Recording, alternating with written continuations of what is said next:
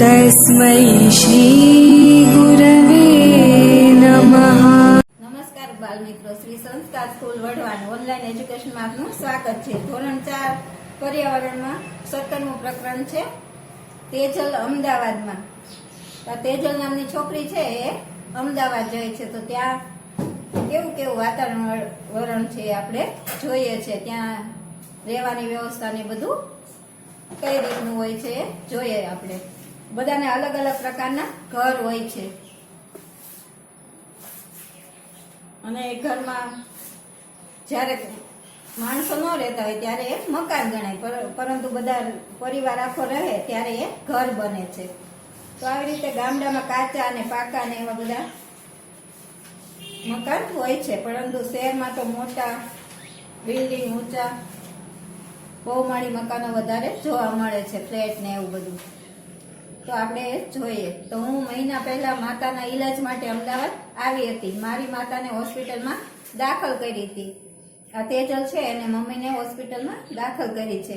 કંઈક બીમાર પડીએ તો વધારે સુવિધા તો મોટા સિટીમાં જ હોય, એટલે અમદાવાદ તેને લઈ જવામાં આવી છે. પછી અમદાવાદ મોટું શહેર છે, તો ધીમે ધીમે હું શહેરી જીવનને અનુકૂળ થવા લાગી છું. મને હજી પણ યાદ છે તે દિવસો જ્યારે હું મારી માતા સાથે અમદાવાદ સ્ટેશન પર ટ્રેનમાંથી ઉતર્યા ત્યારે કેટલી બધી ભીડ હતી. મેં ઝડપથી મારી માતાનો હાથ પકડી લીધો. આટલી બધી તો ભીડ એને ગામડામાં જોઈ જ નહોતી, એટલે એને પહેલી વાર આટલી ભીડ જોઈ એટલે તરત એના મમ્મીનો હાથ પકડી લે છે. પછી હું વિચારતી હતી કે આટલી બધી ભીડમાં મામા અમને કેવી રીતે શોધશે. તરત જ પાછળથી મેં મોટેથી બોલવાનો અવાજ સાંભળ્યો, તેજલ તેજલ. મેં પાછળ ફરીને જોયું, તે મામા હતા. એવું મને જેવું અમે સ્ટેશન છોડ્યું કે તરત જ અમે મામાના ઘર તરફ જવાના રસ્તા ઉપર હતા, પરંતુ દરેક જગ્યાએ ભીડ હતી. એક સાંકડી ગલીમાં આ રોડ બંધ કેટલી બધી ઝૂંપડીઓ હતી. જો મામાનું ઘર છે કેવી ગલીમાં છે તમને ઉપર ચિત્ર બતાવવામાં આવ્યું છે. એવી સાંકડી ગલીમાં થઈને એમની રિક્ષા પસાર થઈ અને એવી સાંકડી ગલીમાં એમનું મકાન હતું. અમે મામાના ઘર સુધી પહોંચવા તે ગલીમાંથી ગયા. મામા મામી અમને અને એમની 2 દીકરીઓ, અમને એક દીકરો, બધા એક જ રૂમમાં રહે. હું પણ તેમની સાથે અહીં રહું છું. અમે અહીં બેસીએ, સૂઈએ તથા જમવાનું અને કપડાં વાસણ ધોવાનું પણ બધા જ કામ એક જ રૂમમાં કરીએ છીએ. જો આમનું ઘર છે એ એક જ રૂમમાં જ આવેલું છે ને એમને બધું રસોઈ ગણો કે બાથરૂમ ગણો, વાસણ ઉટકાનું બધું એક જ રૂમમાં હોય છે.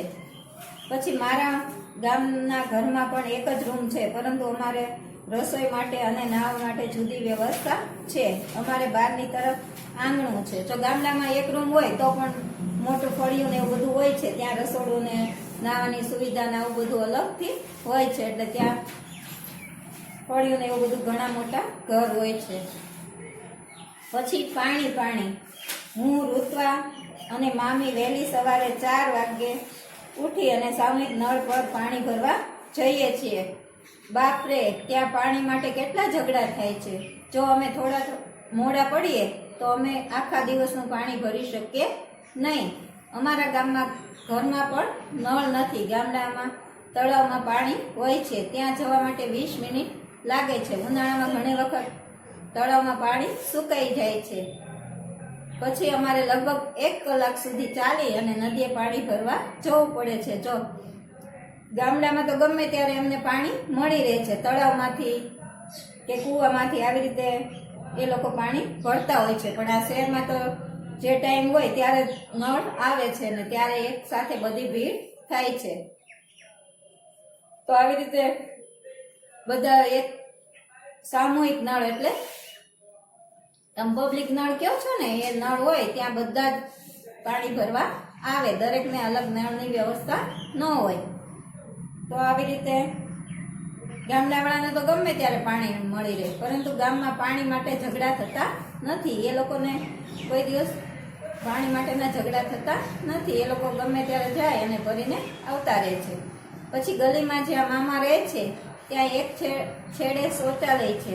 ગલીના લોકો તે શૌચાલયનો ઉપયોગ કરે છે. તે હંમેશા ખૂબ જ ગંદુ હોય છે અને ત્યાં દુર્ગંધ આવે છે. પહેલી વાર તો મને એનાથી ઉલટી જેવું થતું. ત્યાં પાણી પણ હોતું નથી. અમારે સાથે પાણી લઈને જવું પડતું હતું.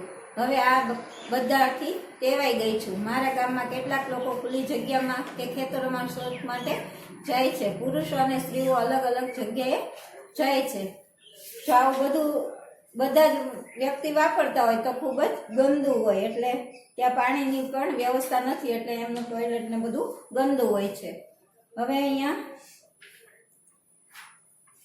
લખો, તેજલને તેની માતાને લઈ ગામથી અમદાવાદ કેમ આવવું પડ્યું? તો એ તો તમને ખ્યાલ જ છે ને, તેજલની મમ્મી ખૂબ બીમાર પડી ગઈ હતી. તેથી તેના ઈલાજ માટે તેજલને તેની માતાને લઈ અને ગામથી અમદાવાદ આવવું પડ્યું હતું. તેજલને તેના મામાના ઘરે શૌચાલયનો ઉપયોગ કરતા કેમ ઉલટી જેવું થતું હતું? તો મામાના ઘરે શૌચાલય ન હોવાથી જાહેર શૌચાલયમાં જવું પડતું હતું. ત્યાં ગલીના બધા લોકો ઉપયોગ કરતા હોવાથી તે ગંદુ અને દુર્ગંધ મારતું હતું. તેથી તેજલને ત્યાં ઉલટી જેવું થતું હતું. તેજલનું ઘર અને મામાનું ઘર કઈ રીતે જુદું પડે છે? તો એ તો તમને ખ્યાલ આવી ગયો ને કે તેજલના ઘરે એક રૂમ છે, આંગણું, રસોઈ ઘર, બાથરૂમ છે, પરંતુ મામાના ઘરમાં તો એક જ રૂમમાં બધા જ રહે છે. બેસવું, સૂવાનું, નાહવાનું, રસોઈ એક જ રૂમમાં બને છે. તો આવી રીતે અહીંયા ખૂબ જ ભીડ છે ઘરમાં. તેજલને સામૂહિક નળથી પાણી ભરવામાં અને ગામડેથી પાણી ભરવામાં શું તફાવત લાગે છે? તો જ્યારે સામૂહિક નળે સવારના 4 વાગ્યામાં લાઈનમાં ઊભું રહી જવું પડે છે અને ત્યાં ઝઘડા પણ થાય છે. જ્યારે ગામડામાં તો તળાવ અને નદીમાંથી પાણી ગમે ત્યારે મળી રહે છે અને એ લોકોને કોઈ દિવસ ઝઘડા થતા નથી. તેજલના મામા રહે છે ત્યાં વીજળી હશે? તમે કેવી રીતે જાણ્યું? હા, તેજલના મામા રહે છે ત્યાં વીજળી હશે, કારણ કે તે વિસ્તાર મહાનગરપાલિકાની હદમાં આવેલો છે. જો મહાનગરપાલિકામાં હોય એટલે ત્યાં વીજળીની વ્યવસ્થા હોય છે, તેથી ત્યાં વીજળી હોય છે. પછી જુઓ, શીખી લીધું. તો દરરોજ મારી માતાને જોવા બસમાં જવું પડે છે. પહેલી વાર મને આવી ભીડવાળી બસમાં જતા બીક લાગતી હતી. મને તેની આદત ન હતી. હું ડરતી હતી. પણ હવે એવું નથી. મને ખબર છે લાઈનમાં કેવી રીતે ઊભું રહેવું, ટિકિટ માટે કેટલા પૈસા આપવા, ક્યાં ઉતરવું. જો આ તેજલની મમ્મી હોસ્પિટલમાં છે ને, એટલે એને વારંવાર એની મમ્મીને ટિફિન દેવા અને એની ખબર કાઢવાની એમ જતા રહેવું પડે છે. તો વારંવાર એને હવે બધો ખ્યાલ આવી ગયો છે કે કઈ રીતે ટિકિટ લેવી, લાઈનમાં કઈ રીતે ઊભું રહેવું, ક્યાં ઉતરવું ને ક્યાં ચડવું. આવી રીતે હવે તેજલ ટેવાઈ ગઈ છે. પછી અમે જ્યાં રહીએ છીએ ત્યાં નજીકમાં ઊંચા મકાનો છે. મારા મામીને ત્યાં સાત ઘરની સફાઈ અને વાસણ ધોવાનું કામ કરે છે. એક દિવસ હું તેમની સાથે ત્યાં ગઈ. જ્યારે પહેલી વાર મકાન જોયું, મને થયું કે તે એક મોટું ઘર હતું, પરંતુ મેં જોયું ત્યાં ઘણા બધા ઘરો એકની ઉપર એક એમ હતા. મને આશ્ચર્ય થયું, હું કેવી રીતે આટલી બધી સીડી ચડીશ? પરંતુ ત્યાં લિફ્ટ હતી. તે મોટા લોખંડના પાંજરા જેવી હતી. તેમાં પંખો, લાઇટ, ઘંટડી પણ હતી. અમે કેટલા બધા માણસો ગોઠવાઈ ગયા અને બટન દબાવતા તે ઉપર પહોંચી ગઈ. સાચે જ હું તો બહુ જ ગભરાતી હતી. જો આ આટલું મોટી ઇમારત હોય, મોટું બિલ્ડિંગ, તો એમાં લિફ્ટની વ્યવસ્થા હોય છે. તો આ તેજલ છે એ પહેલી વાર લિફ્ટમાં બેઠી છે, તો એને લિફ્ટમાં ખૂબ ડર લાગતો હતો. ત્યાં પંખો, લાઇટ, ઘંટડી ને આવું બધું હોય છે અને ઘણા બધા માણસો બેસી જાય, બટન દબાવતા જ ઉપર પહોંચી જાય છે. તો હવે કહો, તમારા કોઈ સગાવાલા ક્યારે હોસ્પિટલમાં દાખલ થયેલા છે? જો તમારા કોઈ સગાવાલા હોસ્પિટલમાં દાખલ થયા હોય તો એમને શું ત્યાં કરવું પડે છે એ તમારે કહેવાનું છે. તો હા, મારા નાનીમાં દાખલ થયેલા હતા.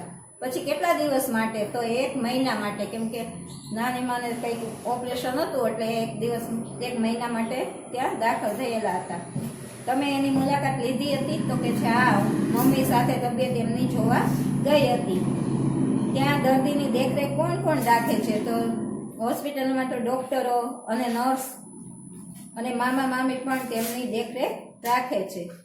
તમે ઊંચા મકાનો જોયા છે? ક્યાં? તો હા, મેં અમદાવાદમાં જોયા છે. એ મકાનમાં કેટલા માળ છે? એ મકાનમાં તો 12 માળ સુધી છે. તમે કેટલા માળ ચડ્યા છો? હું 10 માળ સુધી ચડી છું. હવે બીજું ઘર આવે છે. તો મામી પહેલા મને હર્ષના ઘરે લઈ ગયા. તેનું ઘર 12મા માળે હતું. કેટલું મોટું ઘર, કેટલા બધા રૂમ, એક બેઠક ખંડ, એક ભોજન ખંડ, એક શયન ખંડ અને એક રસોડું. તેમનું શૌચાલય પણ ઘરમાં જ હતું. હર્ષના ઘરને સાફ કરતા મામીને ખૂબ જ સમય લાગતો, પરંતુ તે સરળતાથી કામ કરી શકે છે. રસોડામાં નળ છે. જામને એમને ઘણી બધી સુવિધા છે, એટલે તે ફટાફટ કામ કરી શકે છે, કેમ કે બધી જગ્યાએ પાણી આવતું હોય ને આવું હોય એટલે ફટાફટ કામ પતે છે. રસોડામાં નળ છે અને તેમાં પણ પાણી આવે છે. હર્ષ નાહવા માટે નળ નીચે પાણી ભરવા ડોલ મૂકી, પછી તે ટીવી જોવા બેઠો. કેટલો બધો પાણીનો બગાડ થયો. મને ના ગમ્યું. હું ગઈ અને નળ બંધ કર્યો. જો આ લોકોને એટલું બધું પાણી આવતું હોય છે, એ લોકોને કોઈને પાણીની કદર હોતી નથી અને નળ આવી રીતે ચાલુ મૂકી દે છે અને પાણીનો બગાડ કરે છે. તો આવી રીતે કોઈ દિવસ કરાય નહીં. આપણે પાણીને સાચવીને વાપરવું જોઈએ. હર્ષના ઘરમાં મોટી કાચની બારીઓ છે.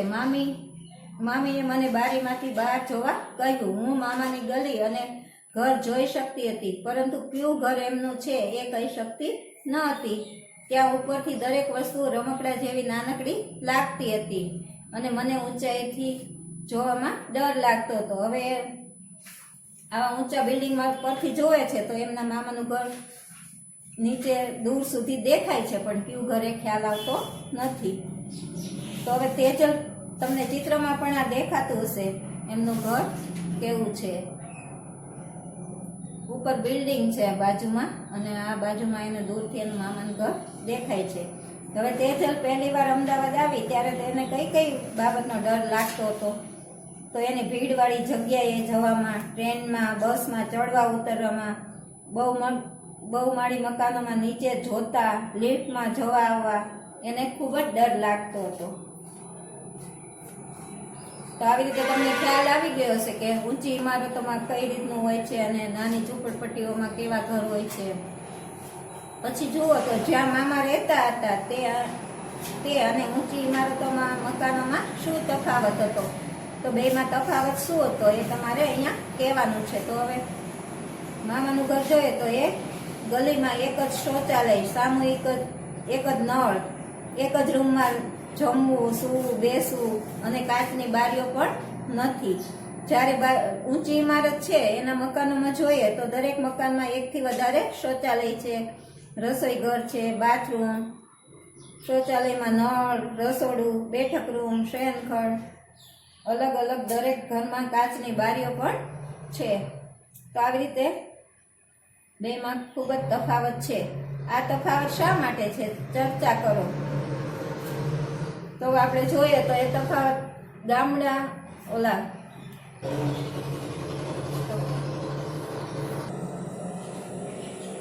અને શહેરમાં પણ અલગ અલગ તફાવત જોવા મળે છે. જ્યારે શહેરમાં પણ અલગ અલગ હોય છે, ઝૂંપડપટ્ટી એરિયા અને મોટો સારો એરિયા હોય તો પણ. તેજલના મામા રહે છે તે વિસ્તારમાં રહેવાવાળા લોકો ગરીબ છે, મજૂરી કરે છે અને માંડ પોતાનું ગુજરાન ચલાવે છે. એટલે આ લોકો ઊંચી ઇમારતો કે બહુમાળી મકાનોમાં રહેતા લોકો પૈસાદાર અને સુખી સંપન્ન હોય છે. એટલે બેમાં ખૂબ જ તફાવત જોવા મળે છે. હવે તમારા વિશે કહો. તમે રહો છો એના જેવા ઘર ઉપર વર્તુળ કરો. તે ઘર કોના જેવું છે? તો તમારે અહીંયા કહેવાનું છે કે તમે રહ્યો એ ઘર કોના જેવું છે? તેજલ, મામા, હર્ષ કે કોઈ બીજા જેવું? તો તમારે જે હોય એમાં અહીંયા રાઉન્ડ કરવાનો છે. હવે તમારા ઘરમાં પાણી ક્યાંથી આવે છે? તો અમારા ઘરમાં તો પાણી મહાનગરપાલિકા દ્વારા પાણીના પાઇપલાઇનના જોડાણ દ્વારા પાઇપલાઇનથી પાણી આવે છે. પછી તમારા ઘરમાં વીજળી જોડાણ છે? જો હા, તો કેટલા કલાક તમારા ઘરમાં વીજળી મળે છે? તો હા, મારા ઘરમાં વીજળી જોડાણ છે. ઘરમાં દિવસના 24 કલાક વીજળી આપણને મળી રહે છે. તમે જ્યાં રહો છો ત્યાં કઈ હોસ્પિટલ નજીકમાં છે? તો મારા ઘરની નજીકમાં સોલા સિવિલ હોસ્પિટલ આવેલી છે. હવે નીચેની જગ્યાઓ તમારા ઘરથી કેટલી દૂર છે તો એ તમારે અહીંયા લખવાનું છે. તો ચાલતા કેટલો સમય લાગે અને અંતર કેટલું છે એ તમારે અહીંયા લખવાનું છે. તો તમારા ઘરથી બસ સ્ટોપ તો 5 મિનિટનો અને અંતર છે તો અડધો કિલોમીટર. પછી શાળાએ જવા માટે તો શાળા ત્યાંથી 20 મિનિટ અને એનું અંતર 2 કિમી એટલે કિલોમીટર જેટલું હોય છે. પછી બજાર તો બજારમાં જવાનો ટાઈમ 10 મિનિટ લાગે છે અને 1 કિલોમીટર છે. પછી પોસ્ટ ઓફિસ તો પોસ્ટ ઓફિસ ત્યાંથી જતા 30 મિનિટ લાગે છે અને એ 3 કિલોમીટર દૂર આવેલી છે. પછી હોસ્પિટલ તો ત્યાં ચાલતા જવામાં 10 મિનિટ લાગે છે અને 1 કિલોમીટર એ દૂર છે. પછી તમારા વિસ્તારમાં જુદા જુદા પ્રકારના મકાનના ચિત્રો તમારી નોટબુકમાં દોરો. હવે તમારે આવી રીતે અલગ અલગ મકાનના ચિત્રો દોરવાના છે. પછી એક નવી ચિંતા, મામાએ કહ્યું કે તે મને આખું અમદાવાદ જોવા લઈ જવા માંગે છે. અહીં આસપાસ બાળકો રિવરફ્રન્ટ વિશે ખૂબ જ વાતો કરે છે. તેઓ કહે છે કે ત્યાં મોટા મોટા કલાકારો, નેતાઓ, ખેલાડીઓ પણ આવે છે. જો હું ત્યાં જાઉં અને હું કદાચ એમને જોઉં તો એને શું થાય છે કે મારે પણ ત્યાં જવું છે. ત્યાં બધા કલાકાર ને નેતા ને બધા આવે છે, ખેલાડીઓ ને બધા, તો કદાચ મને મળી જાય તો એને તેજલને ત્યાં જવાનું ખૂબ જ ઈચ્છા છે. અને મામા ક્યારે લઈ જશે એ વિચારે છે કે ત્યાં હું જઈશ અને મજા કરીશ. આ દિવસોમાં મામા ખૂબ જ ચિંતામાં છે. હું તેમને મને રિવરફ્રન્ટ લઈ જવા માટે કહી શકું નહીં. છેલ્લા અઠવાડિયે કેટલાક લોકો નોટિસ લાવ્યા કે ત્યાંના લોકોને એ જગ્યા છોડી દેવી પડશે. મામાને શું ચિંતા હતી કે એમને એવી નોટિસ મળેલી છે કે આ ઘર તમારે છોડી દેવું પડશે અને ખાલી કરી દેવી પડશે આ બધી જગ્યા. તો આ જગ્યા સરકારી હોવાથી ખાલી કરવાની છે. મામા કહે છે કે છેલ્લા 10 વર્ષમાં આવી ત્રીજી નોટિસ આપવામાં આવી છે. ત્યાં જે લોકો રહે છે તેમને ઘર માટે બીજા સ્થળે જગ્યા આપવામાં આવશે, પરંતુ તે થોડે દૂર છે. મામાને એટલે દૂરથી કામની જગ્યાએ જવા માટે વધારે સમય અને નાણાં પણ જશે. મામીને બીજા કામની શોધ કરવી પડશે. હું પણ મારી માતાને મળવા કેવી રીતે જઈશ? હજી સુધી મારી માતા પૂર્ણ રીતે સાજી થઈ નથી. તો જો એમને નોટિસ મળી છે અને એમને આ જગ્યા ખાલી કરી અને બીજે રહેવા જવું પડે તો કેટલી કેટલી તકલીફો પડે છે. મામાને કામની જગ્યા પણ ખૂબ જ દૂર છે.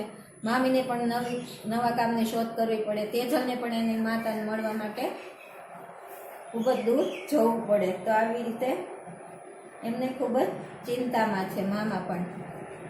હવે તમારી નોટબુકમાં લખો મામાએ તેમના ઘર કેમ બદલવાનું છે. તો આ બધું તમારે તમારી નોટબુકમાં લખવાનું છે. મામા રહે છે તે જગ્યા સરકારી હોવાથી ત્યાં રહેતા બધા જ લોકોને જગ્યા ખાલી કરી અને કરવાની નોટિસ આપવામાં આવી છે. તેઓને ઘર માટે બીજા સ્થળે જગ્યા આપવામાં આવશે. તેથી મામાએ તેમનું ઘર બદલવાનું છે. હવે તમે તમારા ઘરેથી સ્થળાંતર કર્યું છે? જો હા, તો તમે સ્થળાંતર કેમ કરવું પડ્યું? બધા અલગ અલગ રીતે પોતાનું ઘર છોડી અને સ્થળાંતર કરતા હોય છે.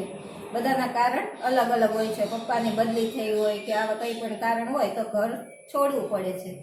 પછી ત્રીજું છે, શું તમારા કુટુંબના સભ્યો કામ માટે દૂર જવું પડે છે? તેઓ ક્યાં જાય છે? તેમને કેટલે દૂર જવાનું હોય છે? તો પપ્પાને નોકરી માટે દૂર જવું પડતું હોય છે. તેમની કંપનીની બસમાં બેસીને નોકરીના સ્થળે જવું પડતું હોય છે. તો આવી રીતે બધા સભ્યોને, કાકાને બધાને અલગ અલગ જગ્યાએ કામ માટે જવું પડતું હોય છે. તો હવે ચર્ચા કરો. ત્યાં હોટલ બનવાની છે, તેના કારણે મામા અને બીજા બધાએ સ્થળાંતર કરવું પડશે. એ સારું છે? જો ત્યાં હોટલ બનવાની છે તો આ સારું નથી, પરંતુ કદાચ હોસ્પિટલ બનવાની હોત તો સારું હોત કે હાલો દર્દીઓને સાજા કરશે ને એ સારું કામ કહેવાય. પરંતુ હોટલ બનવાની છે તો એ મોજ શોખની જ વ્યવસ્થા માટે આટલા બધા લોકોને હેરાન કરી અને સ્થળાંતર કરવું એ યોગ્ય નથી. એટલે એ સારી બાબત નથી. તેનાથી કોને ફાયદો થશે? તો તેનાથી તો સરકાર અને હોટલ બનાવનારને ફાયદો થશે. હવે કોને મુશ્કેલીનો સામનો કરવો પડશે? તો મામાના વિસ્તારમાં રહેતા તમામ ગરીબ લોકોને મુશ્કેલીનો સામનો કરવો પડશે. પછી તેજલના મામાની જેમ કોઈ મુશ્કેલી પડી હોય તેવા લોકોને તમે જાણો છો, વર્ગમાં તેના વિશે વાત કરો. હવે તમારે આવી રીતે કોઈને મુશ્કેલી પડી હોય અને જગ્યા છોડી અને બીજે રહેવું પડ્યું હોય તો એની તમારે ચર્ચા કરવાની છે. એ આપણે તમે આવો ત્યારે અહીંયા કરશું. પછી તમારી પસંદગીના ઘરનું એક ચિત્ર દોરો અને રંગ પૂરો. તમને તો ઘરને આવું બધું સરસ મજાનું દોરતા આવડે છે ને, તો તમે તે અહીંયા દોરજો અને સરસ મજાના કલર પૂરજો. ઇમારત મોટી અને ઝૂંપડપટ્ટી બંને તમે દોરજો એટલે સરસ મજાનું ઘર બની જશે.